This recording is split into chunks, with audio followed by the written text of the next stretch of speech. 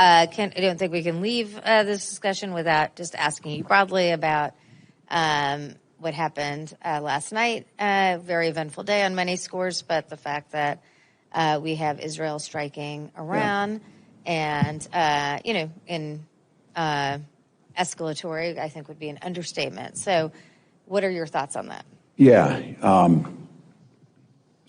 deeply concerned. I think we know anything in the Middle East. And look, I know there's a lot of folks here and across the country. The situation in Gaza is intolerable, and it became a central focus in the campaign. And I would say rightfully so. Human rights issues, how we're going to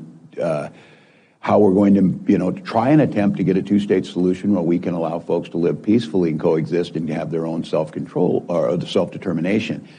The issue now in the spreading of this, and I have to be candid with you, I was there during the debates and I voted for the Iran nuclear deal. I think it was one of the most and I said in there, just to be clear, with the Russian ambassador, with the French ambassador, with our negotiators, with everybody who was there to bring about the capacity to stop Iran's nuclear capacity, but in a way that was not so punitive that we would hamper some of their economic growth. I truly worry now. I'm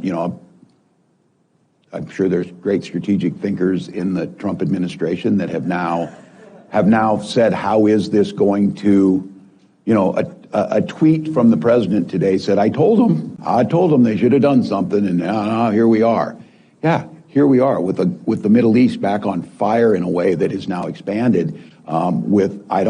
Iran has to retaliate in their mind, I'm sure. And now, who is the voice in the world that can negotiate some type of agreement in this? Who holds the moral authority? Who holds the ability to do that? Because we are not seen as a neutral actor. And we maybe never were. I don't want to tell anybody that. I think there's a lot of people that say you always leaned one way in this. But I think there was at least an attempt to be somewhat of the arbitrator in this. We saw President Carter do it with Begin and Sadat. We've had certain wins along the way that were actually mutually beneficial both ways. Now I ask who that is. And I mean, consistently over and over again, we're going to have to face the reality.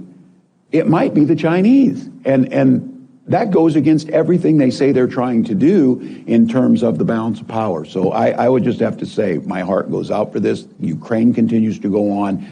Gaza continues to be a humanitarian disaster, and now it's expanded even further.